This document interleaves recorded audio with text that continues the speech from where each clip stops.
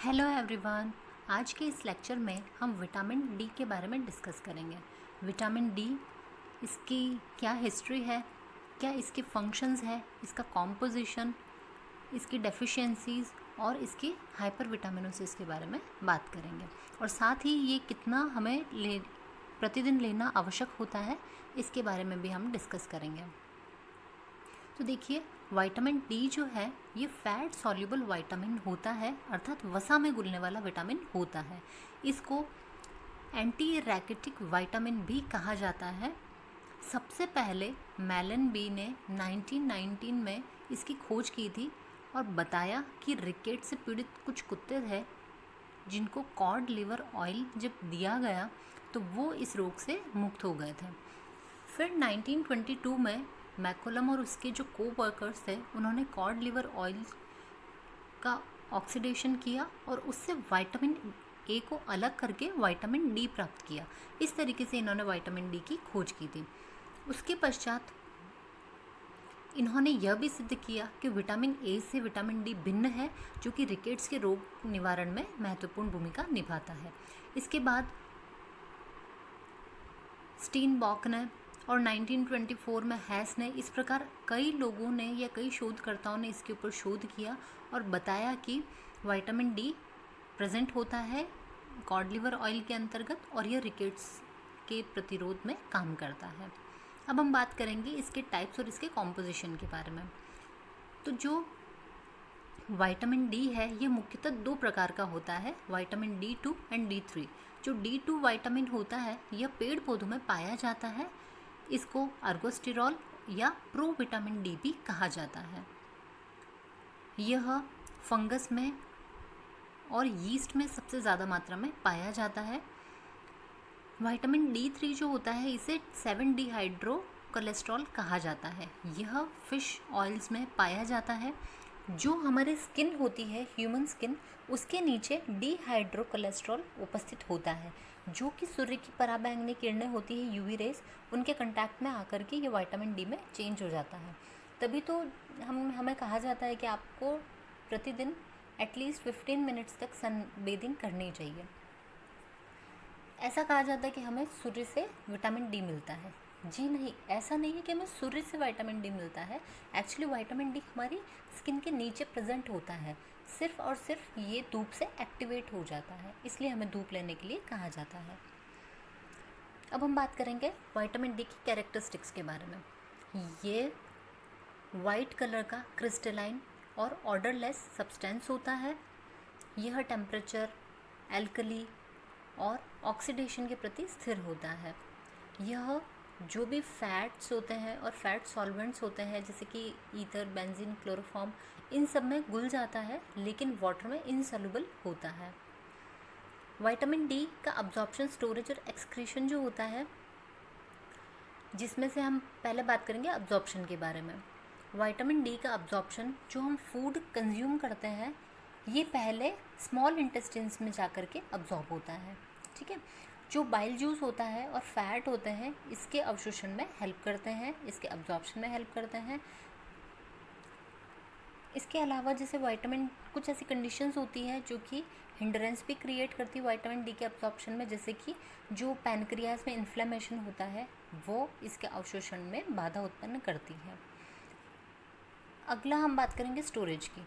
Vitamin D का जो storage है यह मेनली स्किन में, ब्रेन में और लीवर में होता है, और कुछ मात्रा में यह ब्लड में, लंग्स में और स्प्लीन में भी स्टोर होता है। जो विटामिन डी है ये, क्योंकि यह वाटर इनसॉल्युबल होता है, इसलिए यह यूरिन के द्वारा एक्सक्रीट नहीं होता है हमारी बॉडी से, बल्कि इसकी थोड़ी सी मात्रा हमारे फीसेस के थ्रू बॉडी से एक्सक्रीट आउट हो जाती है। इसका जो मेजरमेंट होता है वो इंटरनेशनल यूनिट में किया जाता है, जिसे शॉर्ट में IU कहा जाता है, और आजकल इसको माइक्रोग्राम में भी नापा जाता है। अब हम बात करेंगे विटामिन डी के फंक्शंस के बारे में। इसका फर्स्ट फंक्शन है assist in metabolism of calcium and phosphorus. जो विटामिन डी होता है यह छोटी आंत में जो कैल्शियम और फास्फोरस होता है उसके अब्जॉर्प्शन को कंट्रोल करने का काम करता है। अगर विटामिन डी की एब्सेंस होती है तो ये दोनों कैल्शियम और फास्फोरस जो मिनरल्स होते हैं ये अब्जॉर्ब नहीं हो पाते हैं, और इसकी वजह से हमारी बॉडी से एज इट इज़ ये बाहर निकल जाते हैं, जिसकी वजह से जो बोन्स होती है, जो टीथ होते हैं, उनका डेवलपमेंट प्रॉपरली नहीं होता है। नेक्स्ट है फॉर्मेशन ऑफ बोन। कैल्शियम और फॉस्फोरस जो होते हैं ये बोन फॉर्मेशन के लिए, इनकी ग्रोथ के लिए और डेवलपमेंट के लिए बहुत ज़रूरी होते हैं। जो भी हम कैल्शियम और फॉस्फोरस कंज्यूम करते हैं, क्योंकि हमें पता है कि यह विटामिन डी की प्रेजेंस में ही यह अब्जॉर्ब होगा, तो जब हमारे बॉडी के अंदर है ही नहीं विटामिन डी, तो ये अब्जॉर्ब नहीं हो पाता कई बार। विटामिन डी जो है यह किडनी से फॉस्फेट को भी फिर से रीअब्जॉर्ब करता है, ठीक है, और ले जा करके जो हमारी बोन्स होती है उसके अंदर ले जा करके वापस इसे स्टोर करता है। जो बोन्स की ग्रोथ, डेवलपमेंट और भरण पोषण के लिए ये सभी प्रक्रियाएं ज़रूरी होती हैं। लेकिन जो विटामिन डी है, अगर इसका अभाव होता है तो हमारी हड्डियों में कैल्शियम फॉस्फेट का जमाव जो होता है, स्टोरेज वो सही ढंग से नहीं हो पाता है, और जो हमारी बोन्स होती है वो कमज़ोर हो जाती हैं। बॉडी के अंदर अगर कैल्शियम और फॉस्फोरस का अब्जॉर्प्शन भी सही तरीके से नहीं होता है तो बच्चों में रिकेट्स डेवलप हो जाता है, और जो एडल्ट्स होते हैं इसमें ऑस्टियोमलेशिया देखा जाता है। अगर ब्लड प्लाज्मा में अगर इसकी कमी हो जाती है तो जो साइट्रिक एसिड है उसकी मात्रा भी कम हो जाती है। इसकी वजह से जो बोन फॉर्मेशन का जो प्रोसेस होता है वो धीरे पड़ जाता है। तो जो शिशु होते हैं, छोटे बच्चे, उनकी जो स्कल की जो बोन होती है वो बहुत ही कमज़ोर रह जाती है और उसके ऊपर गड्ढे पड़ने लग जाते हैं। अगला है फॉर स्ट्रेंथ ऑफ टीथ। दांत जो होते हैं वो हमारे कैल्शियम के और फॉस्फोरस के बने हुए होते हैं, ठीक है, इसलिए दांतों की अच्छी हेल्थ के लिए हमको कैल्शियम इसकी ज़रूरत होती है। देखिए, विटामिन डी दांतों के डेंटिन और इनेमल भाग में कैल्शियम और फॉस्फेट के जो स्टोरेज होता है उसमें हेल्प करता है, ठीक है, लेकिन अगर इसका एब्सेंस होगी विटामिन डी की तो हमारे दांतों के जो डेंटिन और इनेमल पार्ट है उसके अंदर कैल्शियम और फॉस्फेट जमा नहीं हो पाएंगे, तो दांत कमज़ोर हो जाने लग जाएंगे। अगला है विटामिन डी आंतों की जो श्लेष्मिक झिल्ली होती है, म्यूकस मेम्ब्रेन, इसको कैल्शियम तथा फॉस्फोरस युक्त लवणों के लिए उपयोगी बनाने का काम करता है, ठीक है, और जब ये अगर इसकी कमी हो जाएगी तो कैल्शियम के और इसका जो अब्जॉर्प्शन होगा वो प्रॉपरली नहीं हो पाएगा। नेक्स्ट है to regulate calcium and phosphorus in blood. Vitamin D जो है ये रक्त के द्वारा कैल्शियम और फॉस्फोरस को अब्जॉर्ब करता है। वी ऑल नोज जब कभी भी रक्त में कैल्शियम और फॉस्फोरस की कमी हो जाती है तब ये दोनों कैल्शियम और फॉस्फोरस लवण जो होते हैं ये निकल करके आके रक्त में जम जाते हैं, ये मिल जाते हैं। क्यों? क्योंकि जो हमारे ब्लड का जो लेवल होता है सभी न्यूट्रिएंट्स का वो मेंटेन करना बहुत इंपॉर्टेंट होता है। तो जब हमें बाहर से नहीं मिलता है तो हमारी बॉडी क्या करती है, हमारी बोन्स जो होती है इससे लीच करने लग जाती है, लीच आउट करके सारे के सारे मिनरल्स को इसमें मिलाना शुरू कर देती है। तो इस वजह से क्या होता है कि ब्लड के अंदर तो इसका लेवल एडिक्वेट हो जाता है, लेकिन जो हमारी बोन्स होती है उससे सारा का सारा बाहर निकल जाता है। अब नेक्स्ट है for physical growth. Vitamin D जो है ये शारीरिक वृद्धि और विकास के लिए बहुत ज़रूरी होता है, और इसकी कमी से कैल्शियम और फॉस्फोरस का सही ढंग से अब्जॉर्प्शन नहीं होगा तो जो फिजिकल ग्रोथ होती है वो रुक जाती है।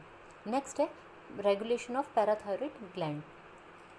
जो विटामिन डी है ये पैराथायरॉइड ग्रंथियों से निकलने वाले जो हार्मोन्स होते हैं उनको भी बैलेंस करता है, रेगुलेट करता है। यह हार्मोन जो हमारी बोन्स होती हैं उनसे कैल्शियम और फॉस्फेट को निकाल करके ब्लड में मिला देता है, और जो एक्स्ट्रा फॉस्फेट होता है उसको यूरिन के द्वारा बॉडी से बाहर निकाल देता है। इस तरीके से जो हमारे ब्लड के अंदर कैल्शियम का लेवल होता है वो एडिक्वेट बना हुआ रहता है। जो विटामिन डी है ये स्मॉल इंटेस्टाइन में जो म्यूकोसा होता है उसके थ्रू प्रोटीन का जो संश्लेषण होता है उस क्रिया में भी ये सहायता करता है। अब हम बात करेंगे विटामिन डी डेफिशिएंसी की। जो विटामिन डी है अगर इसकी कमी होती है तो रक्त में जो एल्केलाइन फॉस्फेटेज एंजाइम होता है इसकी मात्रा बढ़ जाती है, इसके लेवल्स बढ़ जाते हैं, और इसकी कमी से कैल्शियम और फॉस्फोरस का अवशोषण सही प्रकार से नहीं हो पाता है। इसलिए हमारी जो हड्डियां होती है, दांत होते हैं, कमज़ोर हो जाते हैं, और क्योंकि जो बोन्स बहुत ही वीक और फ्रेजाइल हो जाती है जिसकी वजह से हमारी बॉडी वेट को ये सहन नहीं कर पाती है। अब कभी भी अगर आप गिर जाते हो, चोट लग जाती है, तो जिसकी वजह से बोन्स जो होती है ईजिली फ्रैक्चर हो जाती है। विटामिन डी की कमी की वजह से मुख्य रूप से 4 बीमारियां देखी जाती है, जिसमें पहला है रिकेट्स, सेकंड है टिटैनी, थर्ड है डेंटल डिके और फोर्थ है ऑस्टियोमलेशिया। जो फर्स्ट है रिकेट्स, यह मेनली छोटे बच्चों में और बालकों में देखा जाता है, जो कि 6 माह से 18 माह तक में सबसे ज़्यादा देखा जाता है। इस रोग में शरीर में विटामिन डी, कैल्शियम और फास्फोरस तीनों की कमी हो जाती है, क्योंकि घर का कई बार जो वातावरण होता है वो अस्वस्थ होता है, जिसकी वजह से जो पलने बढ़ने वाले बच्चे हैं उनमें ज़्यादातर ये रोग देखा जाता है। और इसका मेन रीज़न ये होता है क्योंकि उनको फ्रेश और ताज़ी जो एयर होती है, शुद्ध हवा, वो नहीं मिल पाती है। और जैसे कि ये लोग बहुत ही छोटी जगहों पर रहते हैं, सीलन भरी जगहों पर रहते हैं, जहाँ पे सूरज की जो रोशनी होती है, धूप होती है, वो भी प्रॉपर्ली नहीं पहुँच पाती है, तो ऐसे बच्चों को रिकेट्स हो जाता है। रिकेट्स के सिम्टम्स हैं कुछ, जिसमें पहला है जो छोटे शिशु होते हैं उनकी खोपड़ी का जो आगे वाला भाग होता है, फ्रंटल बोन, वो देरी से बढ़ता है, उसके डेवलपमेंट में टाइम लगता है। नेक्स्ट है खोपड़ी की जो हड्डियाँ होती है वो बहुत ही सॉफ्ट हो जाती, कोमल हो जाती है, ठीक है। तो अस्थियाँ विकृत होकर के डिफॉर्म्ड हो जाएगी, और डिफॉर्म्ड होकर के चपटी और चौकोर हो जाती है, मीन्स इनका जो शेप होता है वो कई बार चेंज हो जाता है। जो ललाट की जो अस्थि होती है, फॉरहेड, ये बिगड़ करके सामने से काफ़ी ज़्यादा उभर जाता है, अर्थात यहाँ पे जो सामने वाला जो ललाट होता है उसमें बल्जेस देखे जाते हैं। नेक्स्ट है जो बोन्स होती है वो सॉफ्ट हो जाती है, लंबी अस्थियाँ जो होती हैं उनके सिरे बढ़ जाते हैं।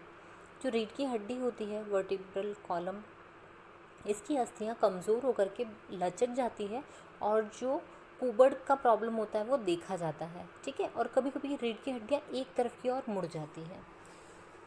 जो पैर होते हैं ये धनुष के आकार के हो जाते हैं, इनको बॉर्ड लेग्स भी कहा जाता है। जो पसलियां हैं, रिब्स हैं, वो बढ़ जाती है, जिसकी वजह से जो आगे का जो छाती या सिरा होता है ये काफ़ी आगे की तरफ निकल जाता है, जिसको बीडिंग रिब्स भी कहा जाता है। जो छोटे बच्चे होते हैं इनकी जो अस्थियां होती है, रिब्स होती है, वो काफ़ी ज़्यादा उभर जाती है और उनको एक तरफ एक गड्ढा सा भी फील होता है, ठीक है। अब जो ये छाती बच्चों की इस तरीके से निकल आती है, इसको पीजन चेस्ट भी कहा जाता है, क्योंकि कबूतर के समान दिखने लगती है, आगे से काफ़ी गोल हो जाती है। जो नीज़ होती है, जॉइंट्स होते हैं, और जो कलाई की अस्थियाँ होती है, ये चौड़ी हो जाती हैं। जो पेल्विक ग्रिडल है इसका भी प्रॉपरली डेवलपमेंट नहीं हो पाता है, जिसकी वजह से ये छोटी रह जाती है। तो बेसिकली जो गर्ल्स होती है उसमें ये प्रॉब्लम देखा जाता है, जिसकी वजह से उनको डिलीवरी में प्रॉब्लम आती है। जो डाइजेस्टिव सिस्टम होता है इसमें गड़बड़ियाँ शुरू हो जाती है। जो स्टमक है और जो इंटेस्टिन्स है, इसकी मांसपेशियाँ कमज़ोर हो जाती है, निर्बल हो जाती है, जिसकी वजह से पेट जो होता है ये उभरा हुआ दिखाई देता है। बच्चे थके थके हुए से खिन्न, बेचैन दिखाई देते हैं, और बच्चे कई बार गुस्सैल और चिड़चिड़े भी हो जाते हैं। ज़्यादा गहरी नींद नहीं आती है ऐसे बच्चों को, और सोते टाइम इनको ऐंठन भी महसूस होता है, जिसकी वजह से बच्चे रात में उठ करके रोने लग जाते हैं। इसके साथ ही जो हाथ और पैरों की जो मसल्स होती है, इनके अंदर भी बहुत ज़्यादा दर्द और पीड़ा होती है। जो मसल्स होती है इनका प्रॉपर्ली डेवलपमेंट नहीं होता है, जिसकी वजह से ये इनका विकास रुक जाता है। जो रोग प्रतिरोधक क्षमता होती है यह कम हो जाती है, दांतों का प्रॉपर्ली डेवलपमेंट नहीं हो पाता है, और जो जॉइंट्स होते हैं इनमें स्वेलिंग देखी जाती है, ठीक है। तो इन सभी रीजंस की वजह से जो बच्चे होते हैं इनकी फिजिकल ग्रोथ रुक जाती है, और बच्चा जो होता है ये बौना ही रह जाता है, 3 to 4 फीट तक ही इसकी हाइट जो होती है वो अचीव कर पाता है। अब हम बात करेंगे इसके प्रिवेंशन और ट्रीटमेंट की। तो जो छोटे बच्चे होते हैं इनको अच्छी मात्रा में दूध और दूध से बने हुए पदार्थ जैसे कि मलाई, छेना, मिठाई, दूध, दही वगैरह सब कुछ देना चाहिए। जो छोटे बच्चे होते हैं इनको कॉड लिवर ऑयल देना चाहिए। जो छोटे और भी छोटे बच्चे होते हैं इनको सरसों का तेल या जैतून का जो तेल होता है उससे मालिश करके अच्छे से मसाज करके उनको थोड़ी देर 1-2 घंटे तक धूप में लिटाना चाहिए, ताकि जो विटामिन डी एक्टिवेशन उनकी बॉडी में अच्छे से हो सके सूरज की रोशनी मिलने से, और इससे उनकी हड्डियाँ भी मजबूत होंगी। नेक्स्ट है जो हमारा फूड है या डाइट है, इसमें विटामिन डी से युक्त या रिच फूड जो होता है वो कंज्यूम करना चाहिए, उसमें ऐड करना चाहिए। जो बच्चे होते हैं इनको 4 lakh international unit of vitamin D intramuscular form में दिया जाना चाहिए और इसके बाद 5 महीने तक विटामिन डी नहीं देना चाहिए, तो इससे इनको तुरंत ही आराम मिल जाता है। जो विटामिन डी है इसकी कमी के कारण पैराथायरॉयड हार्मोन में जो कैल्शियम और फास्फोरस है इसका अवशोषण सही ढंग से नहीं हो पाता है।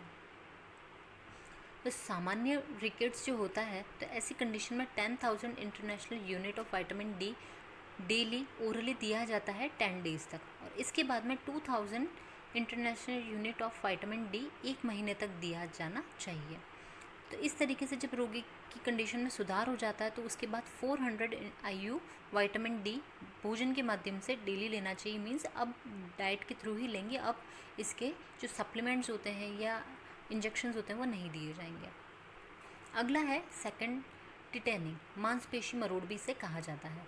जब शरीर में कैल्शियम और फास्फोरस का मेटाबॉलिज्म गड़बड़ हो जाता है तो उस टाइम पर ये रोग देखा जाता है। इस रोग के मुख्य लक्षण है हाथ पैरों के जोड़ों में तेज़ दर्द होता है और बहुत ही ज़्यादा ऐंठन होने लगती है, जिसकी वजह से व्यक्ति जो होता है ये बेहोश होने लग जाता है। इसके ट्रीटमेंट की अगर बात की जाए तो जो डाइट है उसमें विटामिन डी, कैल्शियम और फास्फोरस से रिच फूड जो होते हैं उनको कंज्यूम करना चाहिए और साथ ही कैल्शियम के टैबलेट्स भी कंज्यूम करनी चाहिए। इससे जो पेशेंट होता है वो रिलैक्स फील करता है। नेक्स्ट है डेंटल डिके, दांतों का सड़ना। बच्चों को जो विटामिन डी होता है इसकी कमी की वजह से टाइम पे इनके जो टीथ इरप्शन होता है वो नहीं हो पाता है, तो इसकी वजह से जो इनके दांत होते हैं ये विकृत और छोटे रह जाते हैं और ये अस्वस्थ हो जाते हैं, जिसकी वजह से इनमें सड़न भी उत्पन्न होने लगती है और जो दांतों का इनेमल और जो डेंटिन भाग होता है उसके अंदर कैल्शियम का और फास्फोरस का प्रॉपर्ली स्टोरेज नहीं हो पाता है और जिसकी वजह से ये दांत सड़ने लग जाते हैं।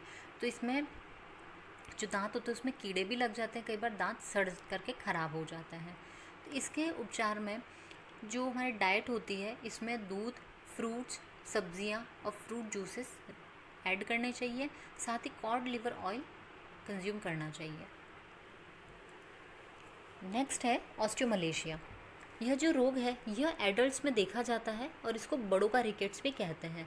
यह अस्थि रोग विशेषकर जो प्रेग्नेंट लेडीज़ होती है और जो लैक्टेटिंग मदर्स होती हैं उनमें देखा जाता है। जो लोअर इकोनॉमिक स्टेटस के जो लोग होते हैं उनमें फीमेल्स ज़्यादातर इस चीज़ का या इस बीमारी का शिकार होती है, क्योंकि उनकी डाइट में जो मिल्क है, फ्रूट है, ग्रीन वेजीज है, इन सब का अभाव होता है और निर्धनता के कारण वे ये सब चीज़ें अपनी डाइट में ऐड भी नहीं कर पाती है, जिसकी वजह से ऑस्टियोमलेशिया देखा जाता है। और कई लेडीज़ ऐसी होती जो घर में ही रहती है, क्योंकि कुछ रीति रिवाज या प्रथाओं की वजह से उनको घर से बाहर भी नहीं निकलने दिया जाता है, जिसकी वजह से वो जो सनलाइट होती है उसको प्रॉपरली नहीं ले पाती है और इसकी वजह से यह रोग जो है देखा जाता है। विटामिन डी की कमी की वजह से जो जो बोन्स होती है इसमें हम जो डाइट खाते हैं इसमें हमारा जो कैल्शियम प्रेजेंट है ये कैल्शियम और फास्फोरस जा कर के हमारी हड्डियों के अंदर जमता रहता है। इस प्रोसेस को कैल्सिफिकेशन का प्रोसेस कहते हैं। लेकिन क्या होता है जब हमारी बॉडी में कैल्शियम की या विटामिन डी की इनकी कमी होने लग जाती है तो क्योंकि ब्लड के जो लेवल्स होते हैं इनको मेंटेन करना ज़रूरी होता है हमारे बॉडी के लिए, तो हमारी बॉडी क्या करेगी, जो बोन्स होगी उनसे कैल्शियम को और इसको लीच आउट करने लग जाएगी, फास्फोरस को, जिसकी वजह से डीकैल्सिफिकेशन का प्रोसेस होना शुरू हो जाता है। अब हम बात करेंगे इसके सिम्टम्स की। जो हमारा ब्लड सीरम होता है इसमें एल्कलाइन फॉस्फेटेज जो एंजाइम होता है इसकी वृद्धि हो जाती है और ब्लड में जो अकार्बनिक फास्फोरस है इसकी मात्रा कम हो जाती है। विटामिन डी के अभाव में जो अस्थियां होती है ये बहुत ही कमज़ोर और दुर्बल हो जाती है और ज़्यादा भार सहन नहीं कर पाती है शरीर का, जिसकी वजह से ज़रा सा गिरते ही चोट लगना या हड्डियाँ टूट जाती हैं। अस्थियाँ विकृत हो जाती हैं, जैसे कि पैर की पसलियों की, रीढ़ की हड्डी, ये सबसे ज़्यादा इसमें प्रभावित होती है। जो बैक है, कमर और जो थाइज़ होती है इसमें सबसे ज़्यादा दर्द होता है, चलने फिरने में कठिनाई महसूस होती है। प्रेगनेंसी टाइम पीरियड में जो ऑस्टियोमलेशिया की वजह से कई बार गर्भपात की अवस्था भी देखी जाती है, क्योंकि जो पेल्विक ग्रिडल होता है ये सही तरीके से प्रॉपर्ली डेवलप नहीं हो पाता है, जिसकी वजह से जो शिशु होता है उसके विकास में बाधा उत्पन्न होने लग जाती है। जो रीढ़ की हड्डियाँ होती है ये झुक जाती है, जिसे कि काइफोसिस कहा जाता है, कुबड़ निकलना कहते हैं। जो मांसपेशियाँ होती है कमज़ोर हो जाती है, रोगी को सीढ़ियाँ चढ़ने उतरने में बहुत प्रॉब्लम होती है। तो इसके ट्रीटमेंट के लिए हाई कैलोरी, हाई प्रोटीन और हाई विटामिन डी से रिच फूड कंज्यूम करना चाहिए। डाइट में दूध से बनी हुई चीज़ें, ग्रीन लीफी वेजिटेबल्स और फ्रूट्स को ज़रूर से शामिल करना चाहिए।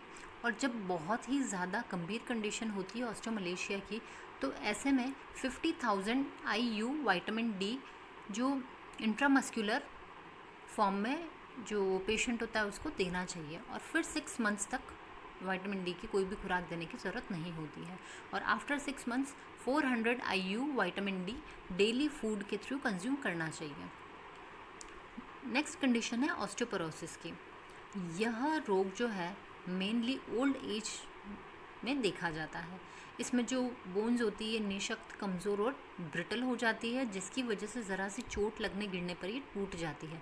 तभी हम देखते हैं जो बूढ़े लोग होते हैं वो अगर गलती से भी नीचे गिर जाते हैं तो बहुत ही जल्दी उनकी बॉडी में फ्रैक्चर्स हो जाते हैं। यह हम मेनली 2 रीज़न्स की वजह से होता है।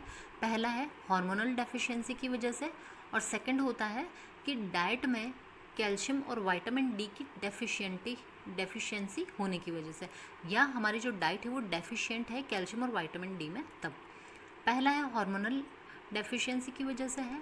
तो देखिए, हार्मोन में जो गड़बड़ियाँ होती है, इम्बैलेंस होता है या अनियमित सिक्रेशन जब होता है तो ऑस्टियोपोरोसिस का रोग देखा जाता है। और मेनली जो फीमेल्स होती है आफ्टर मेनोपॉज इनके अंदर देखा जाता है, क्योंकि इनके अंदर जो सेक्स हार्मोन्स होते हैं इनका सिक्रेशन नहीं होता है। और जो मेल्स होते हैं इसमें जो एंड्रोजन हार्मोन की कमी होने की वजह से भी इनमें ऑस्टियोपोरोसिस देखा जाता है। नेक्स्ट है डाइट में विटामिन डी और कैल्शियम की कमी की वजह से। जब हमारी डाइट में पर्याप्त मात्रा में अगर विटामिन डी नहीं रहता है तो इसकी वजह से कैल्शियम का अब्जॉर्प्शन सही तरीके से नहीं हो पाता है, और इसी वजह से जो कैल्शियम है ये बॉडी से फीसिस के साथ में एक्सक्रीट हो जाता है। तो इस कंडीशन में ऑस्टियोपोरोसिस हो जाता है। इसके साथ ही अगर शारीरिक क्रियाशीलता कम है या फिर एक्सरसाइज प्रॉपरली नहीं की जाती है तो इस कंडीशन में भी ऑस्टियोपोरोसिस देखा जाता है। इसके कुछ सिम्टम्स हैं, जैसे कि जो जॉइंट्स होते हैं इसमें बहुत ही इंटेंस पेन होता है, ऐंठन होती है, दर्द होता है। चलने फिरने पर दर्द बहुत ज़्यादा बढ़ जाता है, लेकिन अगर थोड़ा सा आराम किया जाए तो उससे राहत मिलती है, रिलैक्स मिलता है। विशेष रूप से जो कमर की और पैर की हड्डियाँ होती हैं वो सबसे ज़्यादा प्रभावित होती है, और गिर जाने पर ये हड्डियाँ टूट भी जाती हैं। अगर हम बात करें इसके ट्रीटमेंट की, तो क्योंकि यह जो सेक्स हार्मोन्स होते हैं इनकी कमी की वजह से ये प्रॉब्लम देखी जाती है, तो इसके एक सप्लीमेंट्स भी लिए जाते हैं, चाहे मेल्स हो या फीमेल्स हो। इसके अलावा सबसे अच्छा उपचार तो यही है कि आप आपकी डाइट में दूध और दूध से बनी हुई जो चीज़ें होती है इसको ज़्यादा से ज़्यादा कंज्यूम करें, ग्रीन लीफी वेजिटेबल्स का, फ्रूट्स का कंजप्शन करें, और साथ ही फ्रूट जूसेस को भी ले सकते हैं। विटामिन डी से युक्त जो आहार होता है जैसे कि सी फूड होता है इसे भी कंज्यूम किया जा सकता है। और जो सनलाइट है या सन बेदिंग ज़रूर से करनी चाहिए प्रत्येक व्यक्ति को डेली। अब हम बात करेंगे विटामिन डी की अधिकता के प्रभाव अर्थात हाइपरविटामिनोसिस ऑफ विटामिन डी। जो विटामिन डी की अधिकता जो होती है यह भी शरीर के लिए बहुत ही ख़राब होती है। क्यों? क्योंकि यह फैट सॉल्युबल विटामिन है, तो ये हमारी बॉडी से तो बाहर निकलेगा नहीं। अब अगर कोई व्यक्ति इसे एक्सेस में कंज्यूम कर ले या इसके बहुत ज़्यादा सप्लीमेंट्स ले ले तो यह शरीर के लिए हानिकारक हो सकता है, इससे टॉक्सिसिटी क्रिएट हो सकती है। तो वयस्कों को प्रतिदिन 10,000 IU विटामिन डी दिया जाए यदि, तो इसके टॉक्सिक प्रभाव देखने को मिलते हैं। और अगर बच्चों को 1800 IU विटामिन डी काफ़ी लंबे समय तक अगर डेली दिया जाता है तो इससे भी हाइपरविटामिनोसिस की कंडीशन हो जाती है। तो जो इसके लक्षण है, सिम्टम्स, वो 1 से 3 माह में आपको दिखने लगेंगे। जो विटामिन डी की अधिकता और हाइपरकैल्सीमिया, इन दोनों की जो इफ़ेक्ट्स होते हैं, सिम्टम्स होते हैं, वो एक समान होते हैं। तो इसके सिम्टम्स की बात करें तो विटामिन डी की अधिकता के कारण जो हार्ट है, ब्लड वेसल्स है, लंग्स है, किडनीज़ है, इन सब में कैल्शियम का जमाव होने लग जाता है, कैल्शियम इनमें जमना शुरू हो जाता है। जी मिचलाना, सिर दर्द, थकान, वज़न में कमी, लूज मोशन होना, चिड़चिड़ापन, क्रोध आना, ये सभी लक्षण होते हैं जो कि बिहेवियरल प्रॉब्लम्स की तरह दिखाई देते हैं। विटामिन डी की जो तीव्र विषाक्तता की स्थिति में जो किडनीज़ होती है ये ख़राब हो जाती है और जो किडनीज़ में स्टोन्स भी देखे जाते हैं। बार बार प्यास लगना, बार बार यूरिन अर्ज करना, इसके अलावा जो शरीर के जो सॉफ्ट या जो फाइबर्स होते हैं, सॉफ्ट फाइबर्स, इनके ऊपर कैल्शियम आकर के जमने लग जाता है, जिसकी वजह से वहाँ पर कठोरता भी देखी जाती है। जो मसल्स होती हैं ये कमज़ोर और क्षीण होकर के धीरे धीरे ख़त्म होने लग जाती है। मानसिक दुर्बलता देखी जाती है व्यक्ति में। जो आर्टरीज़ होती हैं इसमें कैल्शियम और विटामिन डी जमने लग जाता है, ठीक है, जिसकी वजह से जो ब्लड सर्कुलेशन होता है या ब्लड फ्लो जो होता है उसमें इम्बैलेंस देखा जाता है और कई बार ऐसी कंडीशंस में जो व्यक्ति की मृत्यु भी हो जाती है। वॉमिटिंग होना, चक्कर आना, ये भी इसके सिम्टम्स हैं। इसके अलावा जो आँखों का कंजक्टाइवा और जो कॉर्निया है उसमें स्मोकी अपीयरेंस होने लग जाती, क्लाउडीनेस दिखने लग जाती है। जो हाई ब्लड प्रेशर है वो हाई हो जाता है, अर्थात हाई बीपी का प्रॉब्लम भी देखा जाता है। अब हम बात करेंगे इसके सोर्सेज के बारे में। जो विटामिन डी है इसका चीपेस्ट और सबसे बेस्ट सोर्स है सनलाइट, और हमारे इसके बाद जो सोर्स आता है वो है हमारे डाइट से प्राप्त होने वाला विटामिन डी। अगर हम बात करेंगे कि एनिमल फूड्स की, तो उसमें विशेष रूप से या स्पेशली जो फिश लिवर ऑयल होता है या कॉड लिवर ऑयल होता है वो विटामिन डी का बेस्ट सोर्स होता है, ठीक है। जो हमारे प्लांट सोर्सेज होते हैं उसमें विटामिन डी प्रेजेंट नहीं होता है। जो जितने भी एनिमल प्रोडक्ट्स होते हैं इन्हीं में विटामिन डी पाया जाता है। ये अब हम बात करते हैं daily allowances of vitamin D की, अर्थात एक दिन में किसी व्यक्ति को कितना विटामिन डी कंज्यूम करना चाहिए। तो भारतीय चिकित्सा अनुसंधान परिषद अर्थात ICMR ने जो इंडियंस है इनके लिए विटामिन डी की दैनिक प्रस्तावना बताई है। तो देखिए इसमें जो छोटे बच्चे होते हैं और प्री स्कूल एज के जो चाइल्ड होते हैं इनको 10 mg पर डे लेना चाहिए, और अगर इंटरनेशनल यूनिट में बात करें तो 400 IU विटामिन डी कंज्यूम करना चाहिए। जो एडोलेसेंट स्टेज में 5 माइक्रोग्राम पर डे या फिर 200 international unit of vitamin D consume करना चाहिए। जो एडल्ट होते हैं इन्हें 5 माइक्रोग्राम या फिर 200 international unit of vitamin D consume करना होता है डेली बेसिस पर। जो प्रेग्नेंट लेडीज़ हैं और जो लैक्टेटिंग मदर्स हैं इनको 10 माइक्रोग्राम पर डे या फिर 400 international unit of vitamin D daily consume करना चाहिए। क्योंकि हम सभी को पता है कि जो सनलाइट है यह चीपेस्ट सोर्स है विटामिन डी के लिए, क्योंकि हमें पता है हमारी बॉडी जो हमारी स्किन है इसके नीचे विटामिन डी प्रेजेंट होता है और यह सनलाइट से एक्टिवेट हो जाता है। तो प्रत्येक व्यक्ति को एक दिन में या डेली व्यक्ति को सनबेदिंग करनी चाहिए और इसका उपयोग करना चाहिए। आज के इस लेक्चर में हमने विटामिन डी के बारे में डिस्कस किया, इसके फंक्शंस के बारे में, इसकी डेफिशिएंसीज़ के बारे में, इसके सोर्सेज, इसकी हाइपरविटामिनोसिस के बारे में डिस्कस किया है। इसी के साथ आज का हमारा लेक्चर ख़त्म होता है। Thank you.